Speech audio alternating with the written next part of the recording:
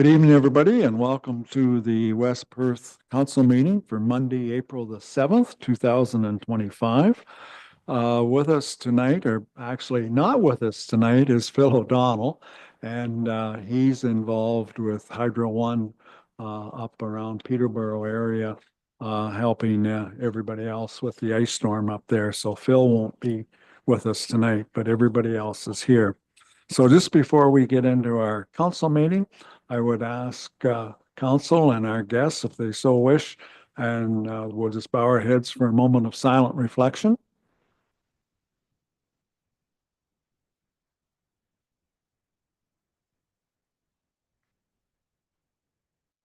Okay, thank you. All right. Is there any additions or deletions to the agenda? No, we're good. Okay, so the first item up then would be to confirm the agenda as it was circulated before the weekend. Do we have a mover and seconder for that? Councillor Rose and Councillor Fournier, that we accept the agenda as presented. All those in favor? Opposed, if any? That is carried. Does anybody have a conflict of interest with the agenda tonight? Okay, don't see any hands going up, but if you find that you are treading on hot water, you can declare it at that time. So we have a number of items on the consent agenda, 10 to be exact. Is there anything there that anybody would like clarified or have a question about or want it removed and dealt with separately? Don't see any hands going up again. So if not, I would take a motion that Municipality of West Perth accept the consent agenda items 4.1 to 4.9 for information, and the minutes of the March 17th, 2025 regular meeting be adopted. Kind of mover and seconder for that, Councillor Phelps, Councillor Harold. Any questions? All those in favor? Opposed, if any? That is carried. All right. We don't have any per se delegations, but we do have a couple items that we're going to have reports on. So moving on down, the first is from the Director of Operations, and it's with regards to a West Perth Bridge inspection report. And we do have Ryan Munn and Adam, you're going to come up and introduce him, I guess, and make some comments. This happens every, is it 2 years, Adam? Yes. Yeah, okay.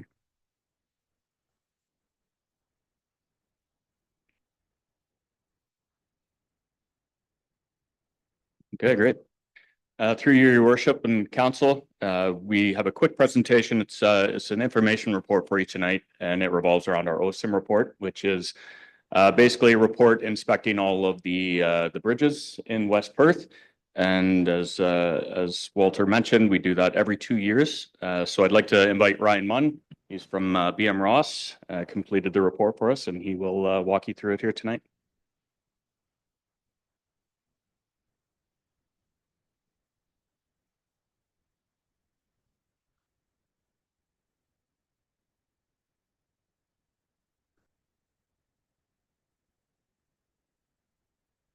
Hi, everyone. If I speak too fast or you don't hear me or I'm not clear, just put your hand up and I'll slow down or try to straighten it out for you. The format of our presentation is to go over some legislative requirements, scope of the bridge needs study, summary of our observations, and recommended improvement, followed by some concluding remarks and some question period. Bridges are to be inspected under the direction of a professional engineer every 2 years. These inspections are carried out to a standard format called the Ontario Structure Inspection Manual format. They're often called OSIMs for short. Bridges are defined as anything with a span of 3 meters or more, which is 10 feet.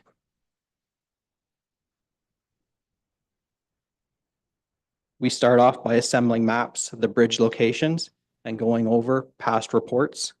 We're aware of 117 bridges in the municipality of West Perth.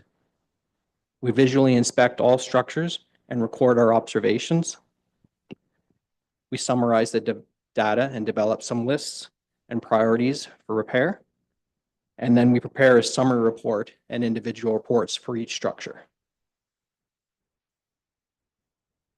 Our priority lists are often based on our experience and the conditions we observe on site, but we also have a more numerical format for review by your staff. Sometimes they don't line up perfectly, but they're generally pretty close.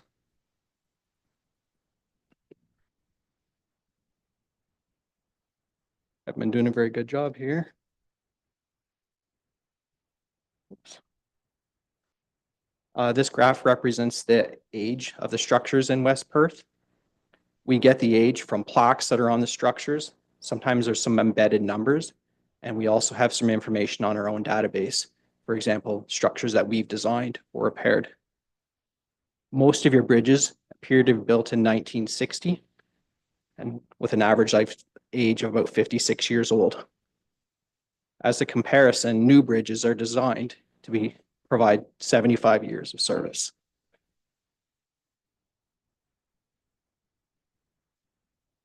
For each bridge, we come up with a bridge condition index.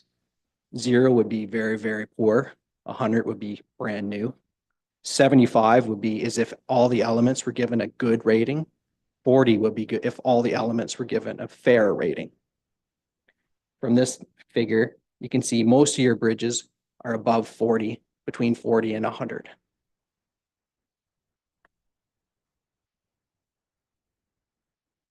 This figure shows the age versus average condition rating. In general, newer bridges have a better condition rating and older bridges have a lesser condition rating. In the case of your structures, your oldest structures have been repaired. So that's why their condition rating is pretty close to some of the more newer structures built in the 60s.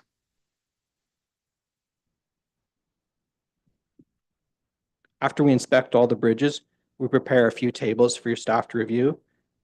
First being a 1-year recommended work list. There's about $52,000 worth of work in it. Then we put together a 1 to 5 year recommended works list. It totals about $3.3 million over 5 years. The top 3 structures we've started designs for to go out to tender.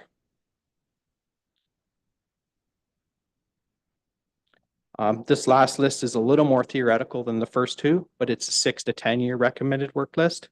And it totals about $6 million. And as you can imagine, if you look at any structure, you could visualize work being required within the 6 to 10 year period.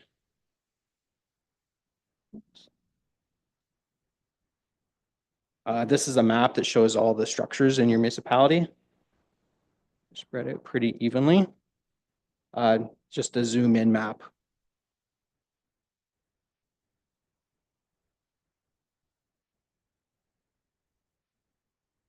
In general, the bridges in West Perth are in overall fair to good condition. Assuming a lifespan of 75 years for a bridge, 7 to 8 structures should be replaced in any 5-year period to avoid a concentrated replacement program. 3 structures have been recommended for replacement over the next 10 years, being that many of your structures have been repaired, so they weren't recommended for replacement.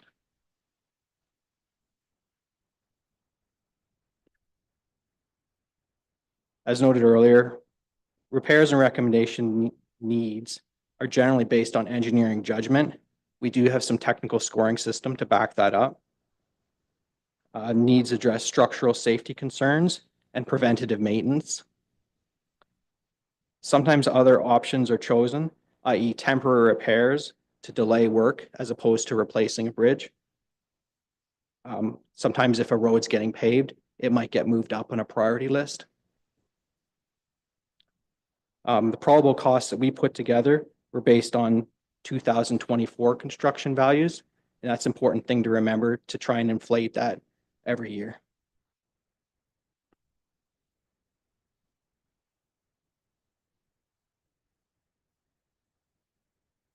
Some concluding comments. We recommend a combination of replacements and repairs and maintenance type work over the 6 to 10 year period. The value works out to be about $940,000 per year over 10 years. Regulations require that bridges be inspected every 2 years, And as you can imagine, the needs and priority list will change with each inspection. Hopefully not drastically, but sometimes things do move up and down on the list.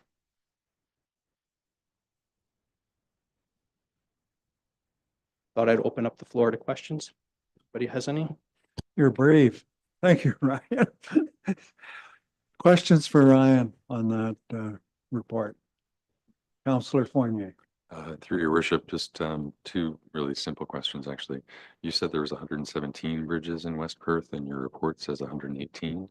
And you also repeated 75 years life expectancy for bridges, and the graph on figure number 2 says 80. I was wondering Yes. if you could explain the discrepancy. Sure. The bridge code says 75 years. Our experience in Southwestern Ontario found that most concrete bridges last 80 years. As far as the discrepancy, I'd have to look that up and report that to Adam.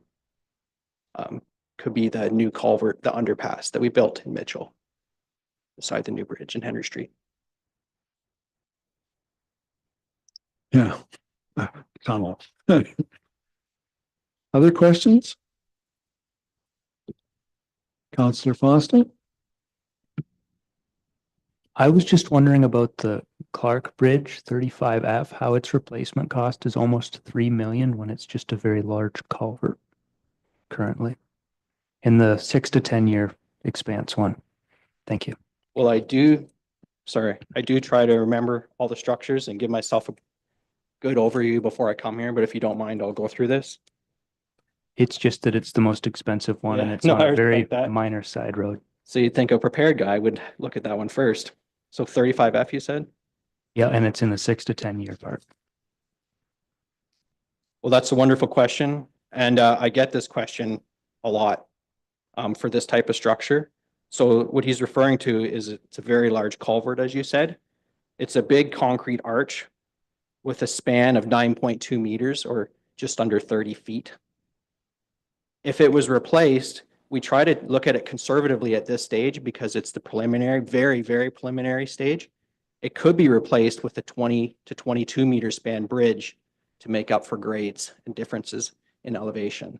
So it's unlikely it would be replaced with this type of structure ever again, but it doesn't mean it can't be. So the first step would be to do a site survey, a hydrology study, and a geotechnical report, and then you narrow down in the replacement type, and hopefully your costs would come down. Is that a fair enough, sir? Yep, thank you. Thanks for your patience on that. Thanks, your worship, through you. Thanks, Ryan, for your presentation and report. There's lots of details and lots of numbers. So there'll be a series of questions, your worship. So some of it might be for Ryan and some of it might be for staff. So for you, Ryan, the costs that you've quoted, the estimated costs shown, do they include things like the pre-construction work you mentioned about the engineering and the site investigation that goes before the construction starts, and then other things like the actual design permit applications and review by outside regulatory agencies? Is that factored into your cost estimates as well? It's supposed to be. So the answer is yes, we do take those into account. And we report to staff as soon as we can if things are going to look different, i.e. we start in a preliminary design and you get some unusual soil conditions. We let staff know as soon as we can. Okay, thank you. Yeah, I think the rest of my questions would be more directed towards staff if that's appropriate at this time.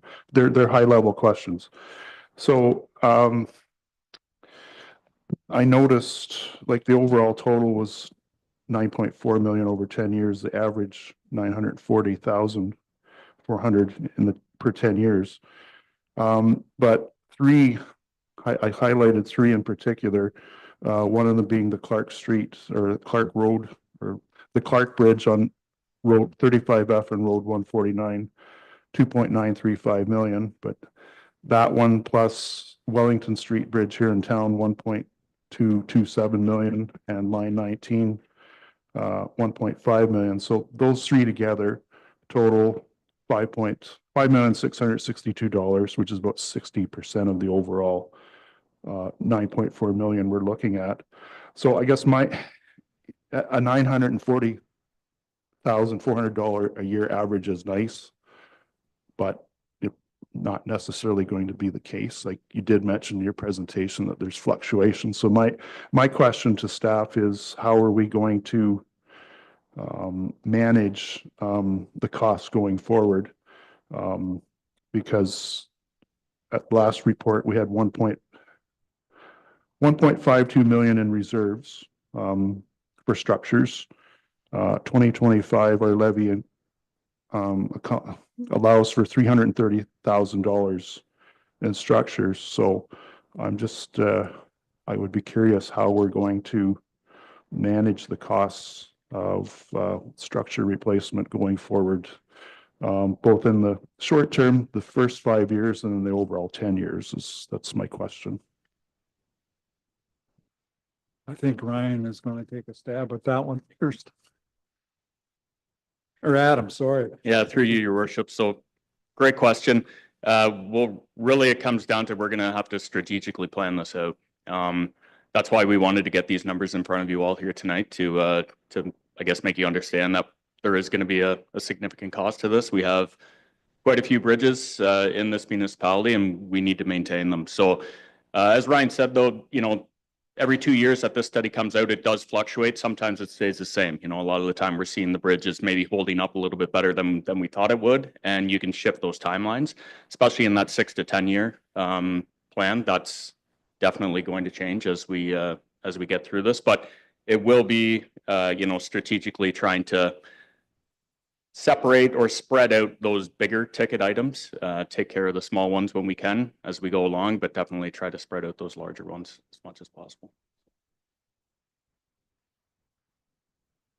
Thanks, Adam. So I guess my follow-up, tying into your response is, can council anticipate that we get a follow-up report outlining that schedule over the short, in that outlining the schedule for the next 10 years that, as you mentioned, strategically outlines the work sequence, but also the cost sequence. I would be interested in that, but I just wanted to ask the question when we could expect to see some kind of report to that effect. Jump in on here. Thank you, Deputy Mayor. And I think a couple of things to just highlight here is that the tool for that schedule is the 10-year capital plan. And I think as we've brought that forward a couple times to council, and it is a living document, and we intend it to be that way, and it's going to change based on priorities. And perhaps we should have included it in this report as well, but you'll note under 6.6.2, the arena building condition assessment report, that we've kind of identified in there that we are recognizing that there's a couple different reports and master plans we have that are adding financial pressures to the municipality, and we really want to have that strategic visioning or priority setting session with this council so we can identify everything and really fine tune that 10-year capital plan based on this council's priorities. So I think those are the dominoes that we're waiting to fall in place to get those reports to you. We do want to get the wastewater financial plan completed and back to the table as well, along with our asset management plan. So I think those are kind of the two dominoes that we're waiting to fall, and we expect that, you know, towards the end of the month, beginning of next month, and then we'll look at scheduling something that's appropriate for everyone in the room and works. Hopefully that answers your question for now. Yes, thanks, CAO Hobson. It does, because as you pointed out, the 10-year capital plan needs to be updated accordingly, because the copy that we have, council currently has, is already obsolete and needs to be adjusted, as you mentioned. So thank you. I appreciate those answers. Okay, anybody else? See no hands. Good, okay. Then we do have a recommendation here, and it is that the Council Municipality of West Perth receives the West Perth Bridge Inspection Report for information. We have a mover and seconder for that. Moved by Councillor Chessel, seconded by Councillor Feltz. Any further questions? Speak now or forever hold your peace. All those in favor? Opposed, if any? That's carried. Thank you, Ryan. And thank you, Adam. All right, next on the agenda is a report from Community Services. And this is the first quarter activity report. So Nick, take it away.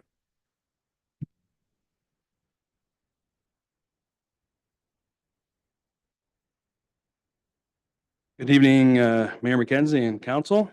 Before you is, as mentioned, the Q1 activity report.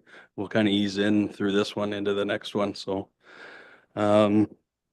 staffing adjustments have been implemented to better support recreational programming and facility operations beginning pay period 10. Facilities operators continue on a rotating schedule to ensure adequate coverage for events, sports, and maintenance throughout the year. Summer staff recruitment began proactively in December of 2024 and closed in mid-January of 25, ensuring all positions were filled ahead of a busy summer season. Roles such as lifeguards, camp leaders, booth staff, parks laborers were successfully hired, and we're pleased to welcome back returning staff in all of those positions, as well as the new team members. A grant application to support these positions through the Summer Jobs Grant program has been submitted with approval still pending.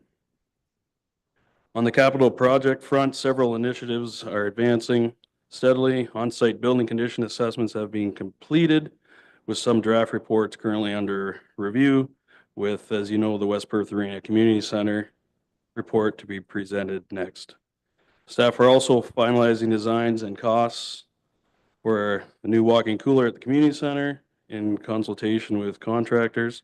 Other key projects include the installation of a water bottle fill station at the library, upgrades to security and access systems in Dublin, which will soon feature card access and automated controls similar to other facilities around town. Unfortunately, a grant request for an emergency generator at the Dublin facility was not approved. The West Perth Lions pool is undergoing important maintenance and upgrades ahead of the 25 swim season, including new filtration system for the small pool and equipment with further installations and repairs scheduled as weather allows. Additionally, 2 municipal offices will soon receive new ergonomic furniture with installation expected in the near future. Lighting for the Fullerton Ball Diamond is scheduled for April, weather dependent and field conditions. Looking ahead, several capital projects remain pending, including upgrades at the arena, memorial installations, park improvements, infrastructure for Kin Park. Updates on these items will be shared as more information becomes available. On the programming side, Cooking with Class reached full capacity and even generated a wait list. The youth center, which reopened in January, has already welcomed nearly 300 visits from 57 youth. Registration for summer camps opened in February and have been met with an enthusiastic response with weekly averages of 60 children already enrolled. Rec programs continue to thrive. The final day of ice at the arena was April 4th, after which staff began transitioning the space for spring events and indoor recreation. West Perth hosted its Connect, Engage, and Register event here in February. And local sports teams saw notable success in both ringette and hockey throughout March. Winter drop-in activities like pickleball and shuffleboard drew strong attendance and partnerships as the Learn to Play pickleball program and winter leagues were well received. Spring programming begins tonight with summer sessions scheduled to launch in June. Facility rentals across municipal spaces remained high this quarter. Dublin Hall, the municipal office, and various rooms within the arena and community center hosted a broad range of community events, meetings, fundraisers, and training sessions. This demand reinforces the value of these spaces as key hubs for engagement in our community. Finally, the Environment, Forestry, and Trails Committee met in March to discuss plans for the West Perth community cleanup here on April 12th. Staff will provide support and supplies to volunteers across several key parks and trails. Additionally, committee initiatives include the installation of a new picnic table at the dog park and plans for a bird blind at the wetlands. Mitchell Minor Sports Committee also met to review upcoming registrations, plan for its 50th anniversary celebrations, and begin review of a new ice allocation policy, which will be presented to council in May. Overall, these efforts reflect strong commitment to community development, recreational engagement, and facility readiness as we transition into the warmer months. If anyone has any questions, I can take them now. Okay, thanks, Nick. Questions for Nick on that? Deputy Mayor? Thanks, your worship, through you. Thanks, Nick, for detailed and informative report. Had three questions. The first, Dublin Hall, you mentioned the grant application for the emergency preparedness grant for the generator that was not successful. What's the plan going forward with that idea? Is there, will we apply again either to the same funding source or a different funding source, or is there another idea altogether on that generator? That's my first question. I'll jump in quick. Thank you again, Deputy Mayor. I think at this point, there's no other grant there, so we just included that money as grant funded for the budget, so we don't have budget at this point to provide for that generator. We are exploring though the repurposing of an I'll say an extra generator, but there's a backup generator through wastewater that we have, so we're looking if we can repurpose that one at this time. Okay, thank you. Oh, the batting cage. Yeah, will that be able to be installed in time for this season, or is that not, are you maybe not able to answer that one right now? At this point, it is scheduled to begin next week. We will see where that goes moving forward. Okay, thank you. And I guess the third question is on youth programming. I just needed to get refamiliarized with the costing. How do we cost that out? Do we charge admissions and fees on a break-even basis, or slightly less than cost, or how do we approach those programming choices? Depending on the program, is basically at the cost of what it takes to run the program. Okay, no, that's all I had. Thank you. Appreciate that. Other questions for Nick? Just had one, and we talked about this at budget time.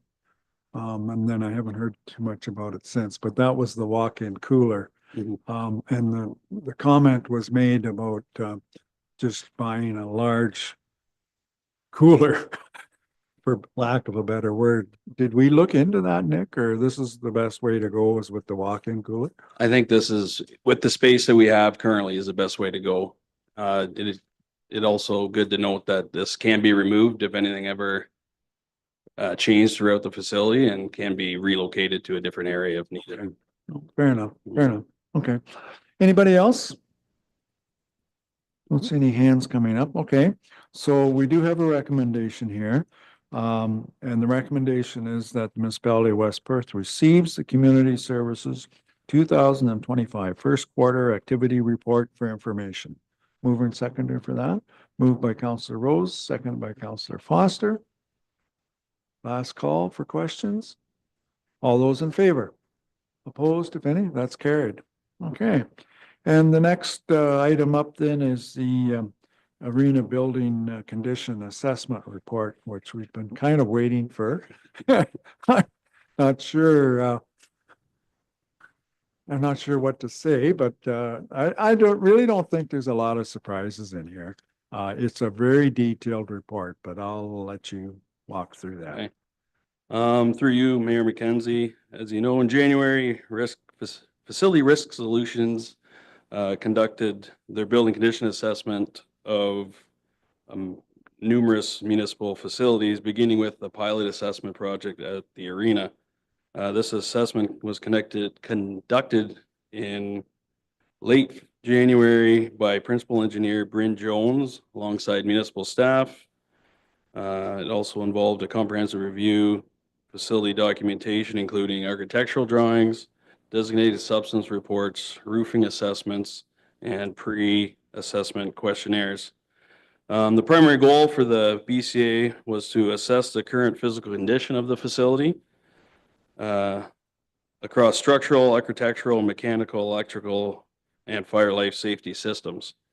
Forecast a 10-year capital renewal requirement and associated costs, identify and prioritize maintenance and capital investments, provide a detailed report to support long-term financial planning and assess asset management. The building, built in 1974, has had multiple expansions in 93, 2005, and 2013. Based on the Atlas cost guide, the estimated building replacement cost is about 35 million, with a facility replacement in cost, which includes demolition of 39.2 million.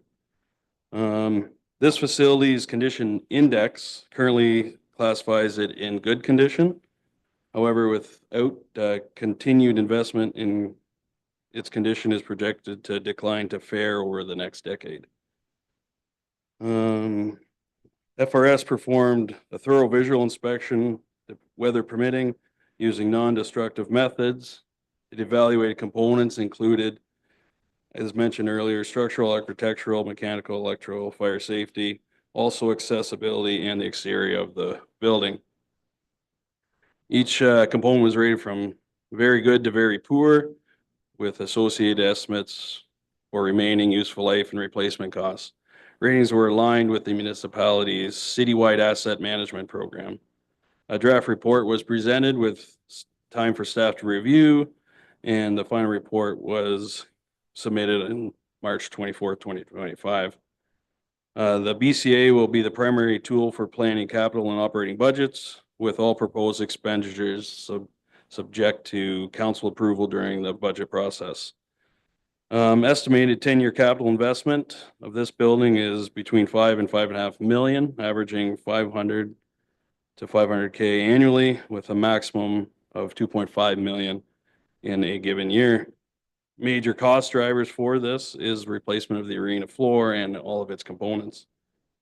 The contingency for a lot of these projects within the report show a 48% cost, which includes a lot of soft costs, project management, non-refundable taxes, and reflecting 2025 pricing, Inflation costs are not included.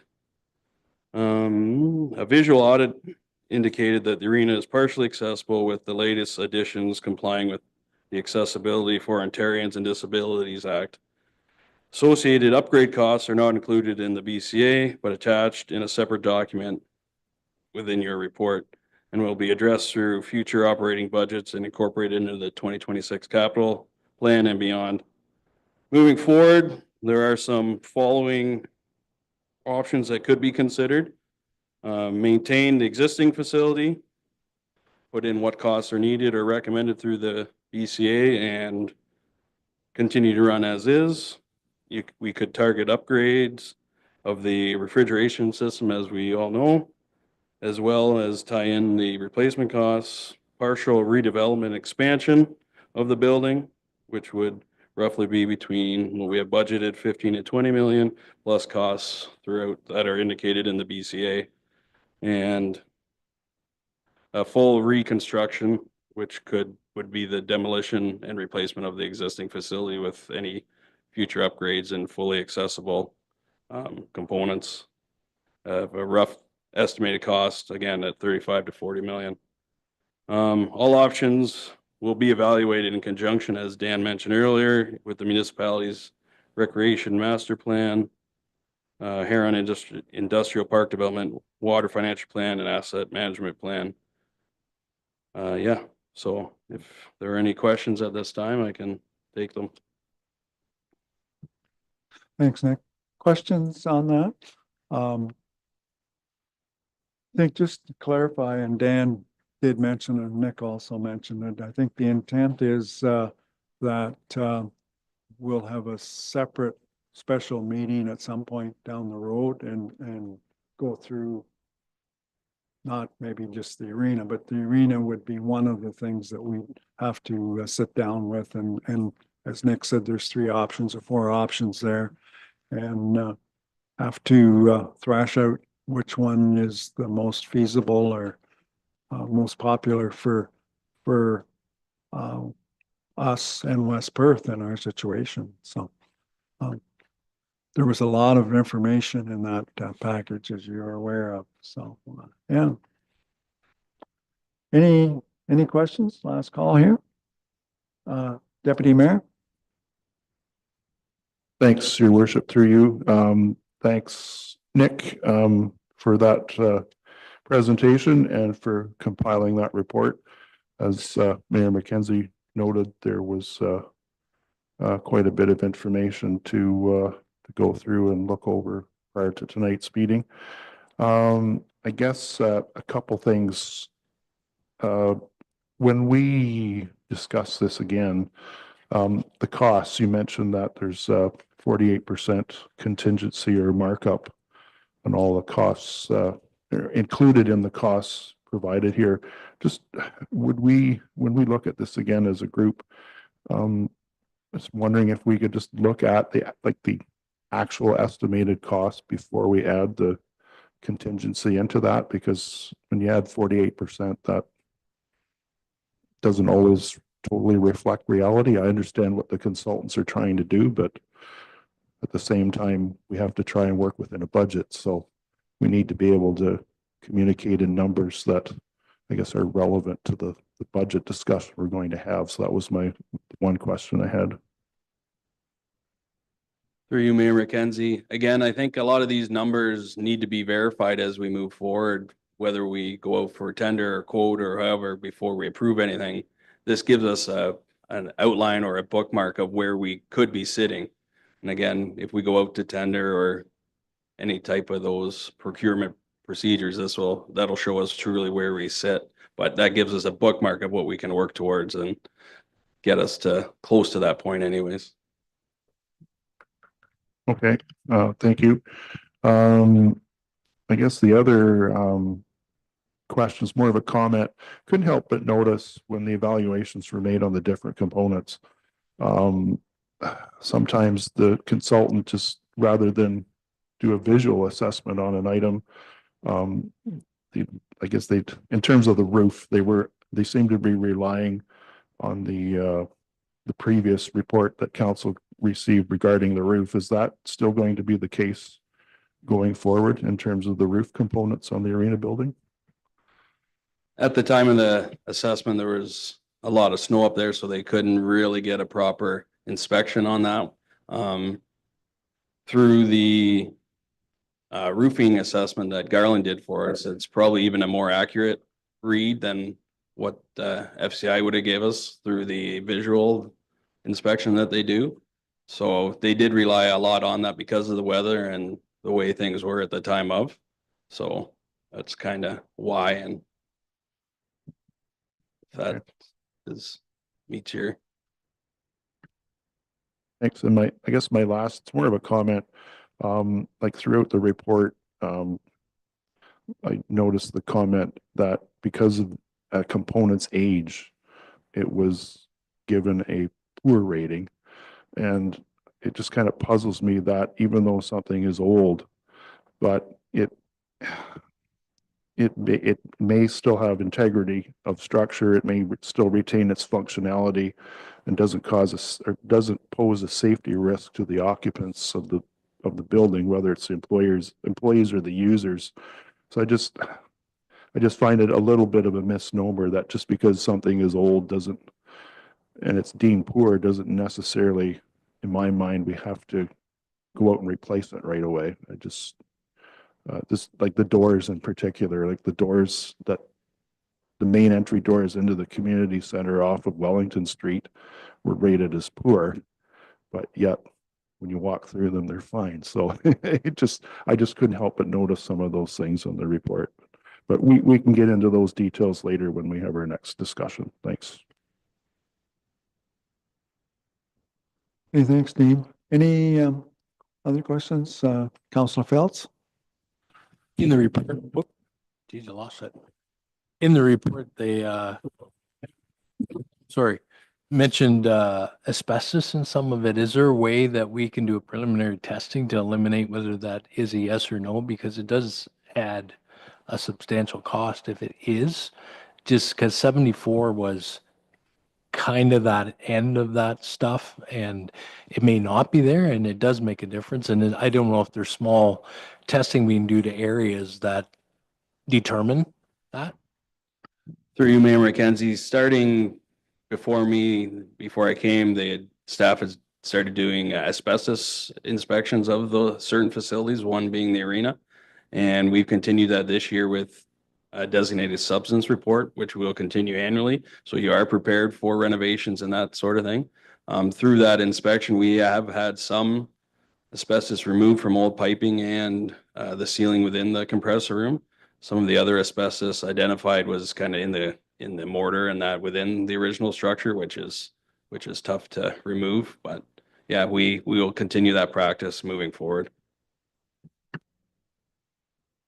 And we did remove the asbestos that was involved with the community center part of it there a number of years ago. So, Councillor Duck, you had a question? Yeah, I was just gonna ask, I think I read in the report, it said that the lines in the concrete slab are leaking now. And I think when we did the tour originally a couple of years back, they were still not having an issue with leaking because of the age. Was that correct? Did I read that right? That we are having some issues now with the freezing lines or not? I guess my question.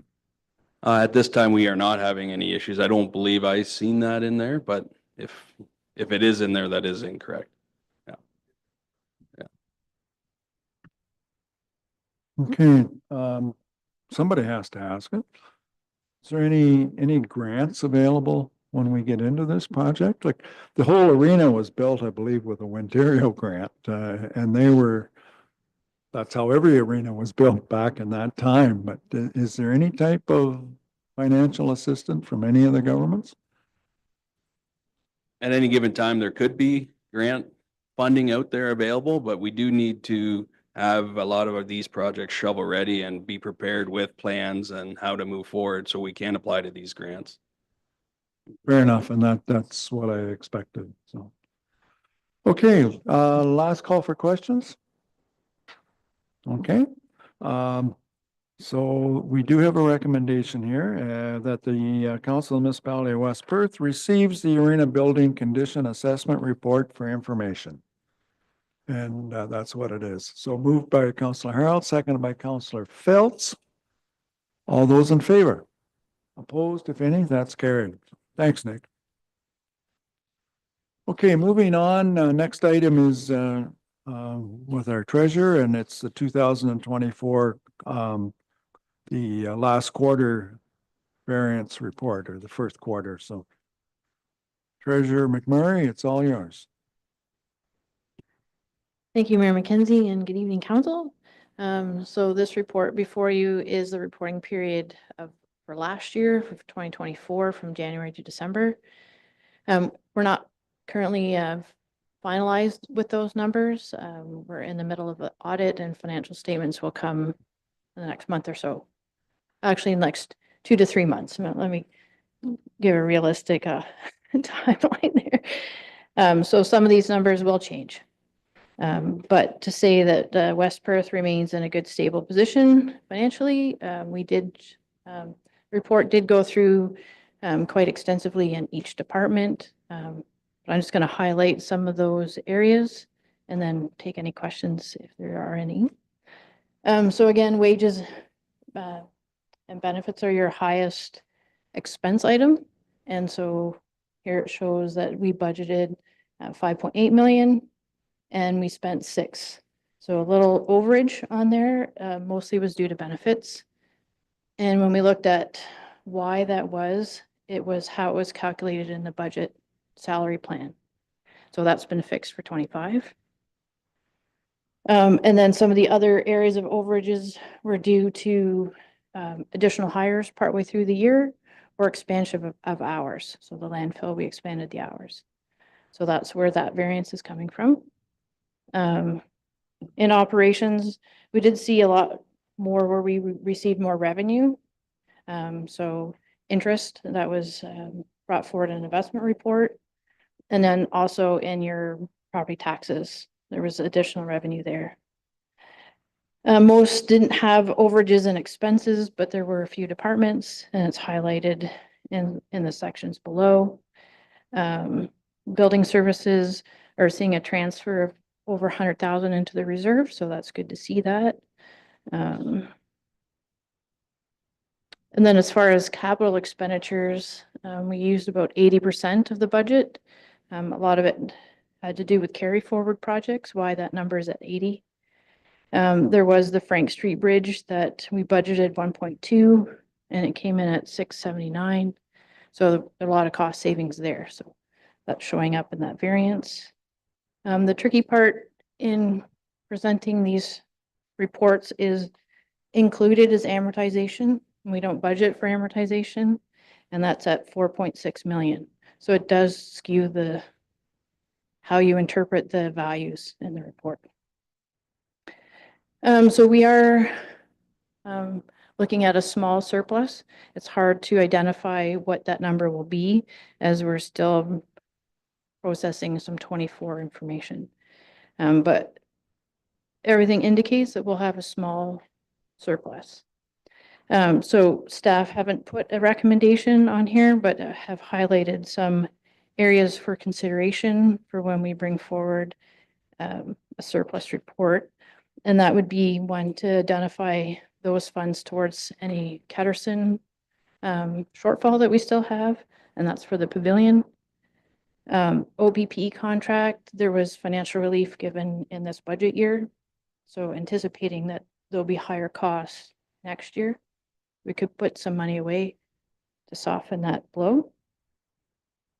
And then the third consideration is to allocate funds for the Heron Industrial Park official plan amendment. So those are just three staff have kind of identified, just food for thought at this point. So if there's any questions on that report, I'll take them. Okay, thanks, Wendy. Questions on her report? Doesn't sound like it's going to be a problem putting money away or spending it. Oh, sorry. Deputy Mayor. Thanks, Mayor McKenzie, through you. Wendy, thanks for the report and the information. It's I always appreciate receiving a timely report when it comes to the financial stuff, especially. So when you mentioned that there will be a surplus report to follow later on, I guess tied into that, when do we expect the auditors to complete their work for the 2024 financials? Yeah, I was just talking to them last week. So they're just back in the office and their schedule is to do personal taxes. And then they swing back and do municipal financing. Our delay is always the earth financial statements. So we typically get those in May. So once we get those, that ties in our financials. So we're looking at June. Hopefully. Okay, thank you. Yep. Any other questions?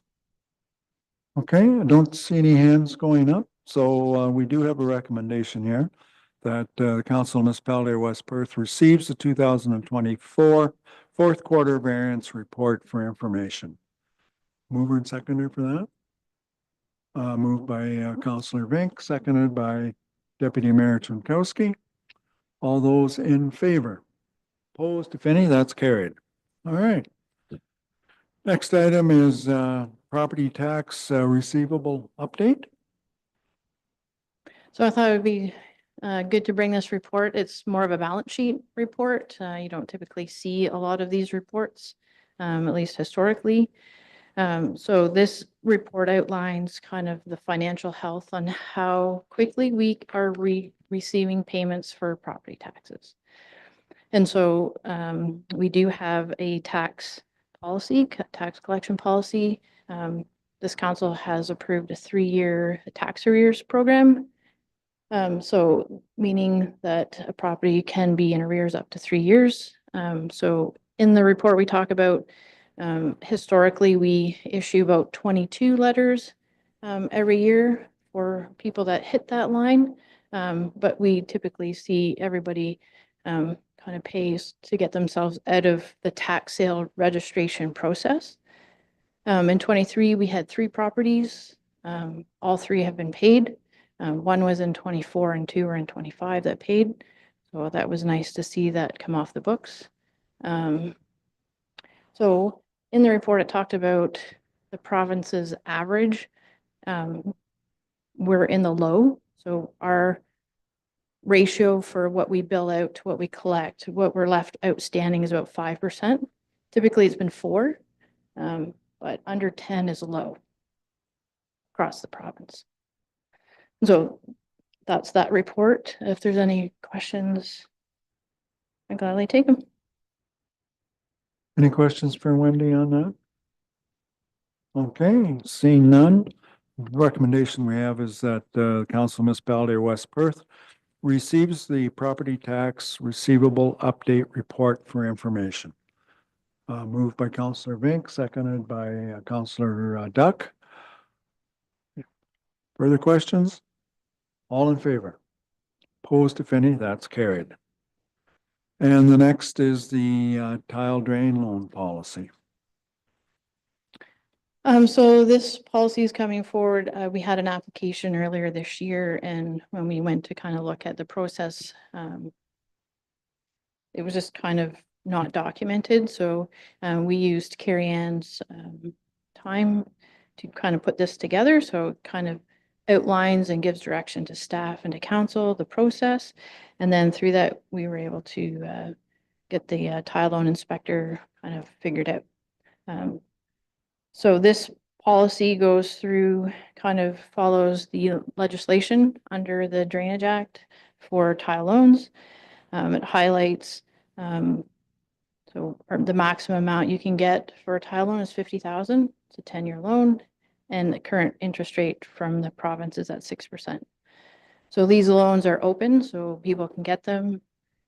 We're just a flow through for the funds. So it's open, meaning that they can pay it off at any time. We just facilitate that payment schedule through taxes and then submit the payment to the province. If there's any questions on that policy? So I maybe didn't understand you correctly or not. So you get a tile loan, then is it paid for, you mentioned it's paid for on the taxes? Yeah, so that's one change we're making currently. We are invoicing them. We have 2 left. One gets paid off in 25 and one on 27. But for tracking purpose and tax certificates, it's easier if it's on recorded on the tax card. So we would bill it through the taxes. Okay, I know at one time it was just payable or it was due on the anniversary date of when you had got the tile loan. So any other questions for Wendy on the tile drain loan? Councillor Vink?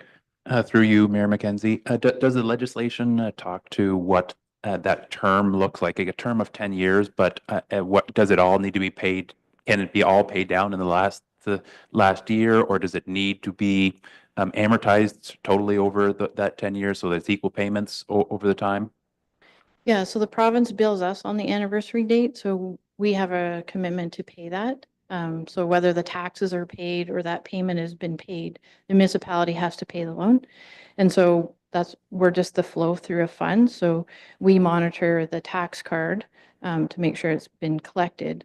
And then we send the payment off to the province. And so it is open. So if someone wants to call and pay off their loan, it's just we call the province, ask for a payout amount, and then we're just that telephone person. Okay, any other questions for Wendy on that? Okay, if not, we do have a recommendation, and it is that the Council Municipality of West Perth approves the tile drain loan policy. Moved by Councillor Felt, seconded by Councillor Harold. All those in favor? Opposed, if any, that's carried. Next one is Workplace Safety and Insurance Board. Is that you as well? Okay.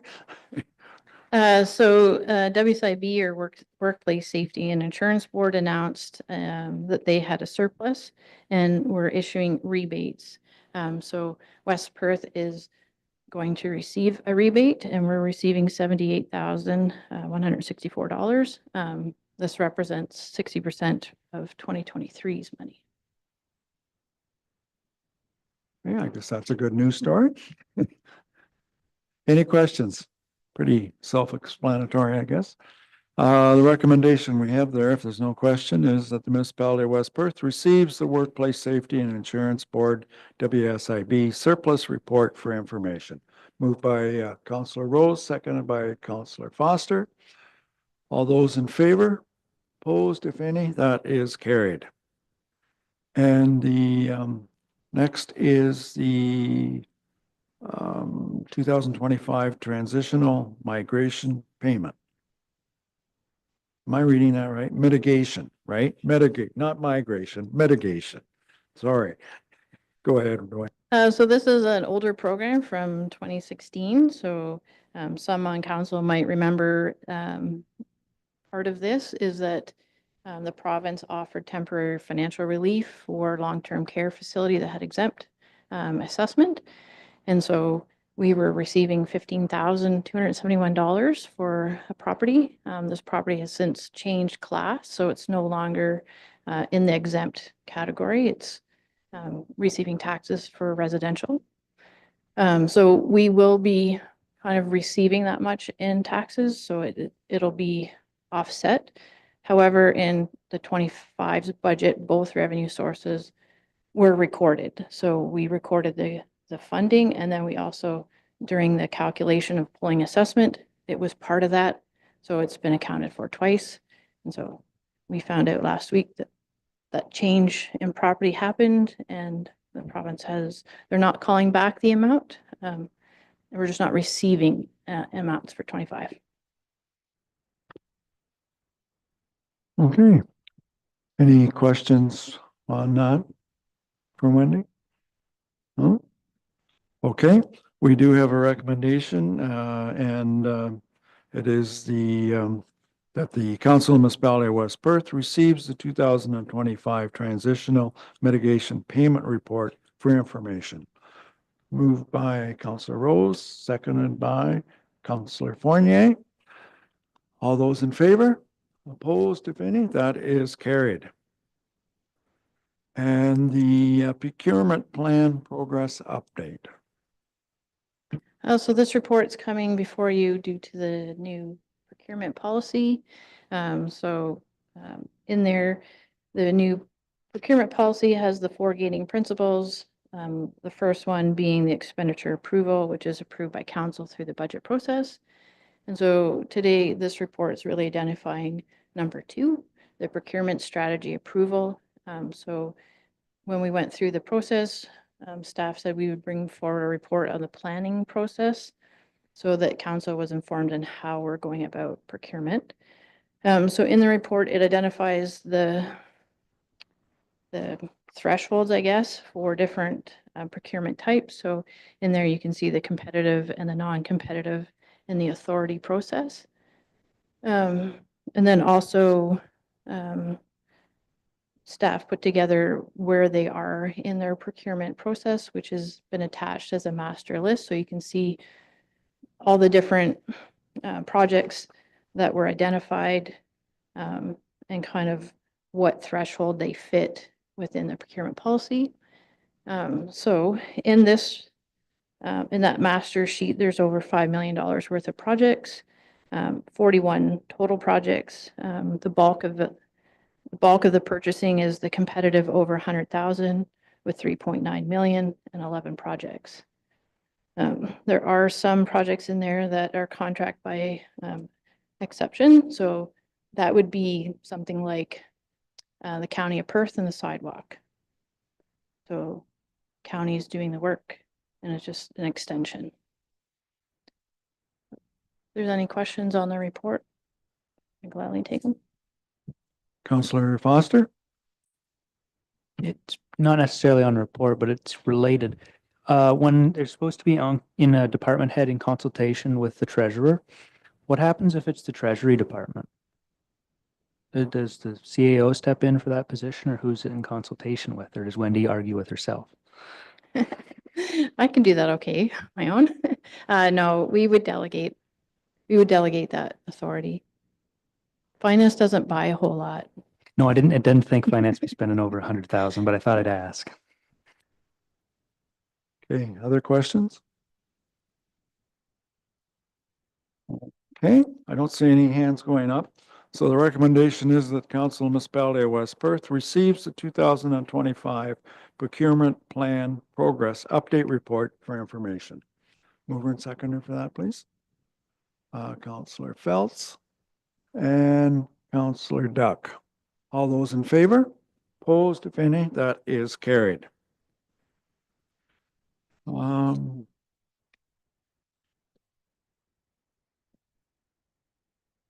Request for a new drain. I think we're into the clerk's department now. Is that the first item or did I miss something here?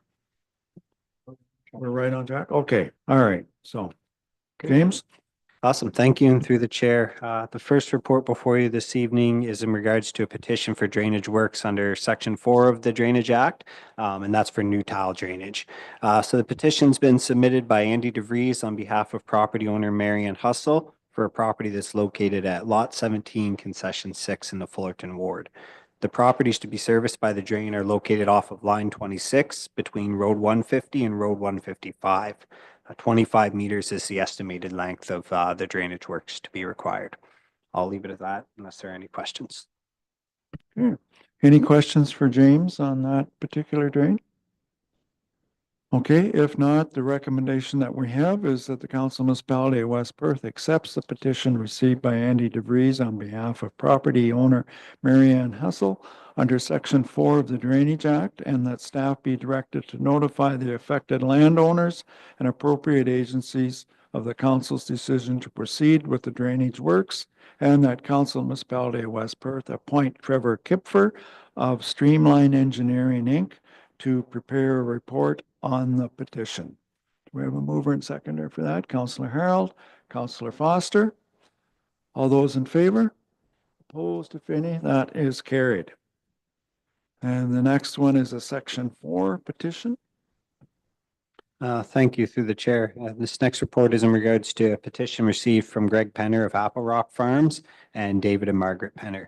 It's related to the Cook Drain, also in the Fullerton Ward. This petition pertains to necessary improvements on branch 2 of the Cook Drain, and specifically they're looking to replace an outdated tile drainage system. The proposed drain will serve lots 20 to 23 and the Concession West Road of Mitchell, which consists of properties just off Road 163 near the current Windmill Trailer Park. And we are looking to appoint Paul McIntyre of RJ Burnside Limited for this. Thank you. Okay, any questions for James? Can you have two drains named the same and not be in the same area? Because the reason I ask, I'm pretty sure the drain on Clarence McDougall's old farm on the highway, he has a sign there and it says Cook Drain. You can, yes. So I've seen that come up on rare occasions. Well, not that rare that you do have the same drain named, multiple same names in the same municipality. So you can get a little bit of confusion going on there. Just wondered. So yeah, good. Any other questions with regards to that Section 4 request? Okay, I'll read the recommendation then. And it's that the municipality of West Perth accepts the petition received by property owner Greg Penner of Apple Rock Farms Limited and David and Mark Penner under Section 4 of the Drainage Act, and that the Council of Municipality of West Perth appoint Paul McIntyre of RJ Burnside and Associates Limited to prepare a report on the petition under Section 8, subsection 4 of the Drainage Act. Mover and seconder for that, please. Councillor Duck, Councillor Foster. All clear? All in favor? Opposed, if any? That is carried. And the next is a Baker Drain, Section 78 request. Thank you through the chair. Next report is in regards to a request for minor improvement to the Baker Drain. That's submitted by property owners Phil and Sam Hatchler. The request is related to relocating the existing drain that's on their property. So the Baker Drain is a municipal drain serving lots 13 to 16 on concessions 5, 6, and 7, also in the Fullerton ward. The municipality's drainage superintendent has reviewed the request and they've recommended that we proceed with the minor improvement. And we are looking to appoint K Smart Associates Limited for this drainage works. Thank you. Okay, thanks, James. I guess it's been raining quite a bit, hasn't it? Huh? Getting lots of drainage work now. The recommendation is that the Council Municipality of West Perth proceed with the request for drain minor improvements to the Baker Drain, and that the council pursuant to the Drainage Act and subject to any objection from the Upper Thames River Conservation Authority, appoint K Smart Associates Limited as the drainage engineer on a date 30 days from the notice to the Upper Thames River Conservation Authority for the examination of the drainage works and to proceed with the requirements of the proposed improvement under Section 78 of the Drainage Act. Mover and seconder for that, please. Well, over here, Councillor Chessel and Councillor Harold. All those in favor? Opposed, if any? That is carried. They were all in Fullerton Township or Fullerton Ward too, so yeah, good. The next one is James's as well with regards to kite fighting, not kite flying, but kite fighting. That's right. Thank you through the chair. And this is not a drainage report, so we'll switch themes here a little bit. I'm presenting this report this evening to seek your approval of bylaw 23/2025, which is the kite fighting bylaw. This bylaw proposal follows up on a previous discussion that took place at the March 17th council meeting. The purpose of this bylaw is to prohibit kite fighting on both private and public property within the municipality of West Perth. It's modeled after similar bylaws that have been adopted in other Ontario communities, including the town of Oakville and the town of Orangeville. I would like to emphasize that this bylaw does not seek to regulate or restrict the recreational flying of kites in any way. It is specific to the kite fighting activity. I'll leave it at that unless there are any questions from council. Thank you.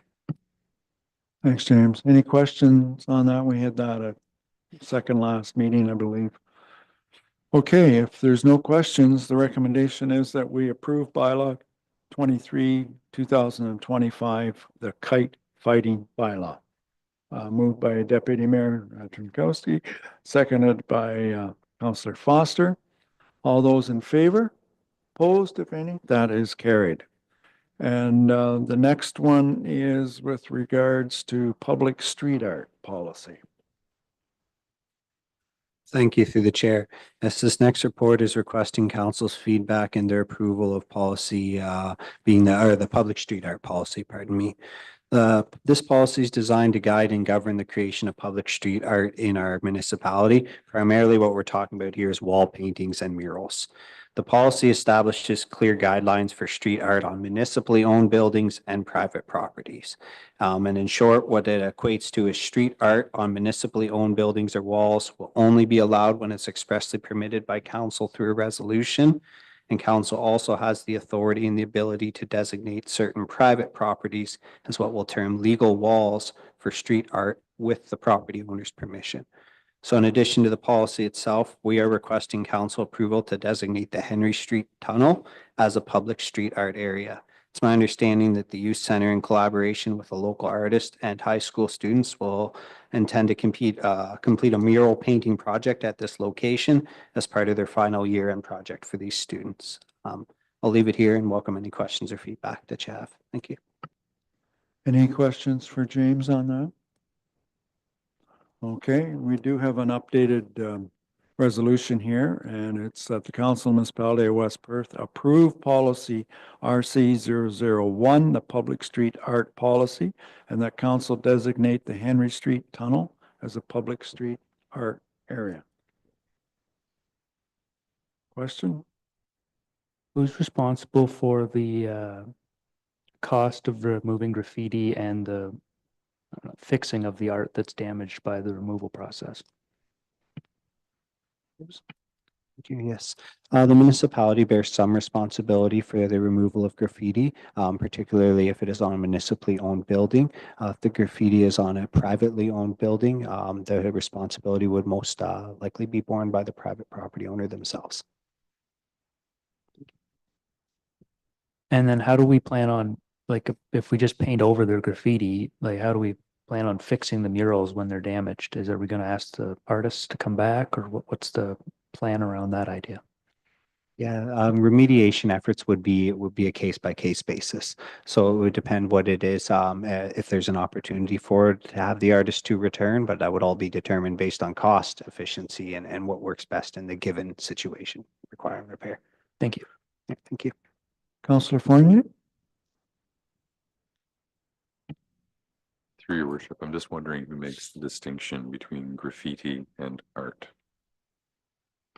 So this program is designed in such a way that approval is required from the municipality, the municipal council. So it's going to be this council that makes that determination. And this council will receive requests for publicly owned buildings to be designated or privately owned buildings to be designated. And that determination would rest with this council, whether they choose to designate that. But if I have a picket fence and I choose to paint flowers all over it, is that any of the council's business? That is separate from this policy. This policy doesn't deal with painting of a privately owned fence in the manner that you're describing. My house is white. What if I choose to paint flowers all over my house? Yeah. But the policy says That'd be a personal stylistic choice for yourself as a homeowner. Okay, so you can still do whatever the heck you want to your own house. This policy does not regulate, yes, the painting of your own home in that way. Super, otherwise I'd have to give my kids trouble. If I can, the distinction here is allowing others to come paint flowers on your house or fence. So essentially you're creating a public art canvas is the nature of the program. So if I paint the flowers myself, I don't need permission. If I decide that I'm not good at painting flowers and get someone else to do it for me, I do need permission? No, as the owner, though, you're soliciting someone. The difference being me, regular, that has no relation to you, coming and doing it without your express consent. Does that make sense? Except the report here actually says council may also designate a private property as a legal wall permission from the property owner. But you just told me that I can designate it as a legal wall because it is and do whatever I want to it. I don't need your permission. So confused.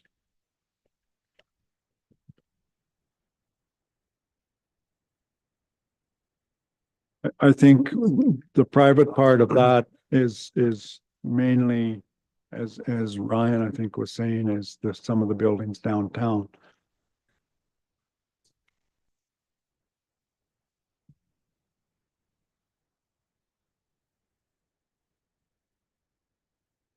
I guess further to that is if we're approving the tunnel, for example, how do we know what we're approving if we haven't seen it? Like, somebody can come in and say, okay, we're going to paint the tunnel, but we don't know, like, how do you decide what it's going to look like before you approve it? And that's a great question. And to step back one step, this policy is really intended for the designation of those areas for the public street art. So it doesn't make an attempt to regulate the type of artwork being done or anything of that nature. It's simply a policy around designating publicly owned buildings or municipally owned buildings for the purpose of public street art. And it really is intended to be that street art. So the idea is that for the enjoyment of others as they're passing through the area. But you're right, it does not make attempts to regulate the types of artwork to be found on that. Go ahead. Just Go from ahead. the tunnel perspective, so the Heritage Committee is working with the youth center, and there's a wall artist, mural artist, part of the youth center that is bringing forward a design. So the plan right now is that artist will lead students at the high school through that design. But if council wants to see that design prior to approval, we're happy to do it. But generally, they're busier designs that where if there are, I'll say appropriate art added to it, it kind of all gets a little bit lost in there. And that's the intent, is you have a busy wall. So when you add something, it doesn't really stand out, as opposed to a plain wall where you put one red spray paint word on it or something. That's kind of the intent and the theory behind all of this. Okay, fair enough. Well, some of the artwork, and I'm thinking what you see on some of the railroad cars, the tanker cars that go through, like, you call it graffiti, but it's really art, like some of it is really good. Councillor Phelps. Just to add to Dan, sitting on Heritage Committee, we've kind of been down this road in the discussion. The artist they're using is he's done numerous city things that we can probably have some pictures, but he said the nice thing about the street art in the tunnel, if somebody does put profanity or it needs repaired, street art is very easy to fix versus like the murals that are on the side of Value Mart that you have to restore, that it's very easy to blend. It's like a bad tattoo. If you've seen those shows that they get a bad tattoo and the guy comes in and makes something fantastic over top of it. But he said it's very economically and easy, and it's a give the place for an outlet for the youth to express themselves a little bit. So we've given them a designated spot. Okay. Was there a hand up over here? Oh, okay. Well, I'm ready for that, unless you want me to read the motion again, but if you want to move it, that would be great. Okay, so moved by Councillor Duck. Do we have a seconder? Councillor Chessel? Any further discussion? All those in favor? Opposed, if any? That is carried. Thank you. The next is, I guess, with the CAO, and it's the extension of fire administrative services agreement with Perth East. Thank you, Your Worship. It's pretty straightforward item tonight for council. Our agreement with Perth East for our services for fire chief, as well as fire prevention officer and administration position, is coming to expiration. So we're looking to renew that agreement. There's no changes to the agreement other that we've added in, and I think we've talked about it at this level, but bringing forward a master plan, a joint master plan with Perth East and West Perth at that time to review all the fire halls and fire stations to give us some long-term guidance for our hall. I think if there's any questions at this time, I'm happy to answer them. And otherwise, I would just give a shout out that I think, it's likely something that council will and should support. And we have a first, a really great firefighting department here, and I think that's all too apparent. But even most recently on Thursday, we had a significant structured fire, and we had a very quick and thorough response from the team. So just want to thank everyone on the fire department. Okay, thanks, Dan. Any questions for Dan on the agreement? Councillor Foster? We had talked about the training levels of their staff, and I'm not in closed session. I'm not sure how much this I'm allowed to ask and open. Different fire department. Sorry, I was thinking the wrong way. Thank you. Okay. Any other questions? No? Okay. So the recommendation is that the Council Municipality of West Perth enter into a fire administration services extension agreement with the Township of Perth East, and that the mayor and clerk be authorized to sign and seal all necessary documents. Mover and seconder for that, Councillor Duck, Councillor Rose. All those in favor? Opposed, if any? That is carried. There's a list then of a number of items, 5 items there for correspondence. I guess I would draw your attention to the second one, the Tim Hortons Smile Cookie campaign. And my notes say to contact Lindsay for sign up, but maybe at our next council meeting, it's not till the end of May, I believe, is it? At one of the future council meetings, Lindsay could bring a sheet around or have a sheet here and we could sign up. Is it the end of April? Okay, I was thinking it was me. Okay, all right. So through the chair, a sign-up sheet will be going out by email following this meeting. Okay. And certainly we can bring a hard copy over to this meeting. And I do believe Lindsay intends to reach out to some of the volunteers from council who supported last time around and see if there's interest there Yep. again. Okay, Thank very you. good. All right, no, fair enough. Is there anything in the correspondence that either James or Dan want to highlight?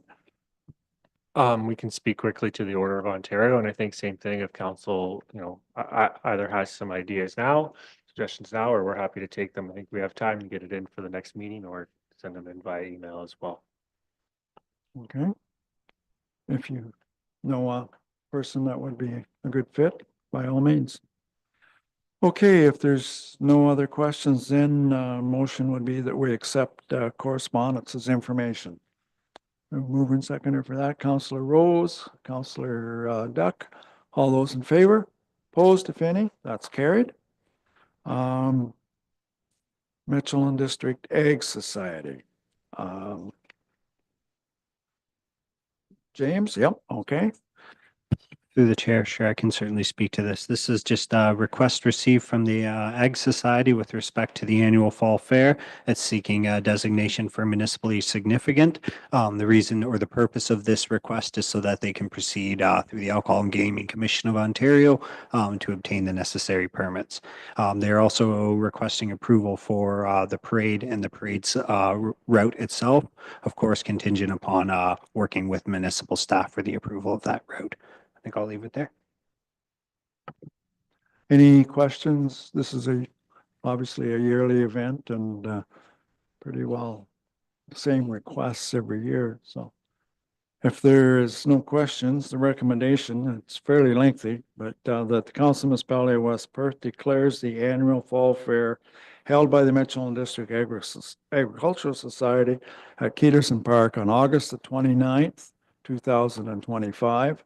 From 5 p.m. to 1 a.m. August the 30th, from 12 to 1 a.m., from 12 p.m. to 1 a.m., and August the 31st, from 12 p.m. to 12 a.m. to be of municipal significance and or community significance, and advise the Alcohol and Gaming Commission of Ontario that has no objection to it taking place. And we're going to do them separately, are we? Or put them together? Can we? Okay. Yep, that the Council Municipality of West Perth approve the parade request for the from the Mitchell and District Agricultural Society for the annual Fall Fair Parade route taking place on Saturday, August the 30th. And the requested parade route will require the closure of Francis Street East from Upper Thames Elementary School to St. Andrews Street, St. Andrews Street to Montreal Street, Montreal Street to Wellington Street, and Wellington Street north to the entrance of Keterson Park as requested parade route subject to the conditions being met as outlined in the temporary road street closure policy. Do we have a mover and seconder for that? Councillor Harold and Councillor Foster. All those in favor? Opposed, if any? That is carried. And then we have one from the Mitchell Coyotes Slow Pitch Tournament. So go ahead. Yes, through the chair, that's a similar request to what we've just received. This is from the Mitchell Coyotes for the men's slow pitch tournament that's taking place on June 6th through June 8th. Any questions on that? Again, that's an annual request from them. So the recommendation is that the Municipality of West Perth approve the request from the Mitchell Coyote men's slow pitch team to declare the Mitchell Coyote slow pitch tournament held at Keterson Park on June the 6th from 12 p.m. to 2 a.m., June the 7th from 9 a.m. to 2 a.m., and June the 8th from 9 a.m. to 8 p.m. to be of municipal significance and or community significance, and advise the Alcohol and Gaming Commission of Ontario that it has no objection to it taking place, and that the Mitchell Coyotes men's slow pitch team coordinate the provision of private security personnel after 6 p.m. on the scheduled event dates and secure additional washroom facilities for event dates to the satisfaction of community services staff for West Perth. Moved by Councillor Rose, seconded by Councillor Fournier. All those in favor? Opposed, if any? That is carried. And then the Ken Club, the rubber ducky race. James? Yes, thank you. It's a similar request and approval for the King Club to hold the rubber duck race on May 31st this year, subject to the terms and conditions of any lottery license as issued by the municipality. Okay. Any questions on that one? Okay, the recommendation is that the Council of Municipality of West Perth approve the Kin Club of Mitchell and area to hold a rubber ducky race on May 31st at Thames River Bridge on Huron Road, subject to the terms and conditions of the lottery license as issued by the municipality. Mover and seconder for that. Councillor Duck, Councillor Foster, all those in favor? Opposed, if any? That is carried. I don't believe we have any council reports at this time. Bylaws, we do have a couple here. Bylaw number 1 being a bylaw to provide for drainage works in the municipality of West Perth, and that's the Hillebrite drain. And we're just doing the third and final reading on that one, I believe, right? So might as well do that one right now. We have a mover and seconder for third reading, Councillor Vink, Councillor Chessel. All those in favor? Opposed, if any? That is carried. And then bylaw 23, being a bylaw to prohibit kite fighting on public property and private property within the municipality of West Perth. And we give that one 3 readings, right? Can we do it in one? Okay, all right. All right, so it would really be that we give first, second, and third reading to bylaw 23, 2025. Moved by Deputy Mayor Trenkowski and seconded by Councillor Rose. All those in favor? Opposed, if any? That is carried. So there's a number of upcoming events. It seems to get longer and longer every month or every meeting, but I guess it's that kind of season we're in. I don't know if there's anything, the cleanup day is coming up, I believe this Saturday would be the 12th. And it carries the Lions Park, Ketterson Park, as well as the Fullerton Conservation downtown Mitchell. And I believe they do Dublin as well. The same day there's a group from Dublin does along that area as well. The Horse Club is celebrating 50 years, and that's at the Crystal Palace. We should do a letter to them, shouldn't we? That's kind of momentous, 50 years. I think a congratulatory letter. Yeah. The other one's Mitchell Legion Pool Tournament, the Mitchell Hawks Pork Chop Barbecue is on the 12th. There's a lot of stuff this weekend. 13th is Thamesview Main Street United Church is the Food Grain Project fundraiser. And then the pancake breakfast is for the firefighters is coming up on the 19th. Optimist Easter egg hunt on the 19th as well. Mitchell Gymnastics Spring Open House is the 21st. And then our next council meeting is the 22nd. And yes, the 28th is the Tim Hortons Smile Cookie. For information. No notices of motion that I'm aware of, I don't think. In other business, and I'm going to ask Dan if he wants to, Dean, go ahead. I'll let Dan go ahead. Mine was more of an announcement related than other business, so I'll let Dan proceed with what he wanted to present. Okay, Councillor Fournier, you had something too? Okay, we can do your question first. I'm just going to ask Dan to give us a bit of an update on the OLT hearing. That was all. Just a very quick question of council, really. I got asked to join the HSJCC Advisory Committee, and I was hoping that I could get permission from the municipality of West Perth to use my title of councillor while on that committee. It's a pretty simple question. I just don't know if there's actually a procedure to have that assigned as something that I do. James, I don't. Yeah, go ahead. Yeah, sure. At a high level, there is no procedure. You're absolutely right. If you're attending the event or the forum as a rep of the municipality, so if you're representing the municipality in it, then it's absolutely appropriate to use your counselor title. If you're representing as an individual separate from the municipality, you just want to make that clear. So you always want to make it clear when you're at the event, sitting on the panel, whether it's asked to speak, asked to join, anything like that, whether you're representing in an official capacity as counselor or whether you're not. And there shouldn't be ambiguity around that for the people on the committee or at the event. Did I answer that well enough? Okay, thank you. Okay. Dan?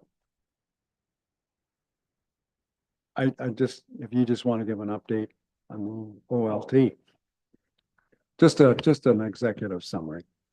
Yeah, so we did end up completing it. We went the full 10 days. There were some long days in there, but overall now we're basically waiting on a decision from OLT. I think there was a lot of good points made across the board for both parties that way. And you know, I want to thank again the public. There was lots of public and staff that tuned in, and I think the chair notices that and sees the support, particularly from residents of Dublin. And I think it was great for the Cronins again to go through and get party status that way. You know, the chairs reserved their right to take their time, and you know, we would put an estimate somewhere in 3 months to get a decision. It could be better. He seems like a very regimented chair that way, so we're hopeful. But either way, we'll have to wait for the decision, and then we'll go on to next steps that way.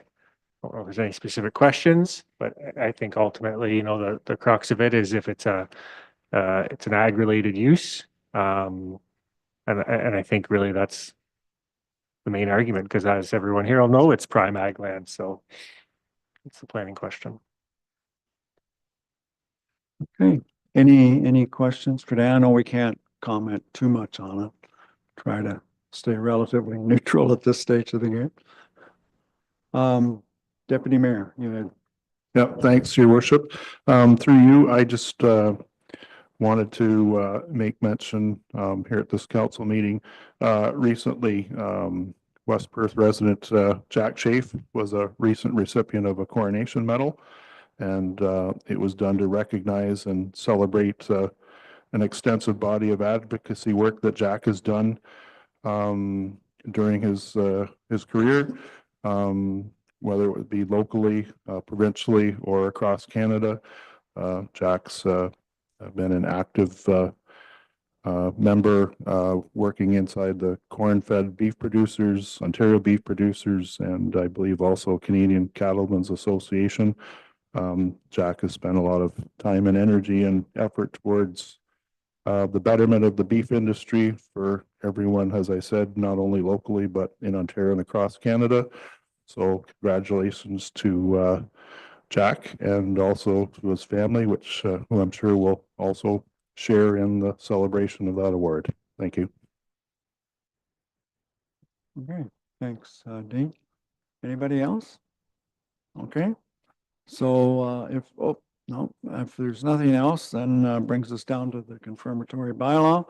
And bylaw 24 being a bylaw to confirm the proceedings of the Council of Corporation of the Municipality of West Perth. We read it first and second time the 7th day of April. Mover and seconder, Councillor Foster, Councillor Fournier. All those in favor? Opposed, if any, that's carried. And then the bylaw 24, 2025, being a bylaw to confirm the proceedings of the Council of the Corporation of the Municipality of West Perth, be read a third time and finally passed the 7th day of April. Mover and seconder for third reading, Councillor Harold, and seconded by Councillor Vink. All those in favor? Opposed, if any, that's carried. And then motion that the Council of Municipality of West Perth adjourn the council meeting at 8:35. Moved by Councillor Phelps, seconded by Councillor Fournier. All those in favor? Opposed, if any, we are adjourned. Thank you.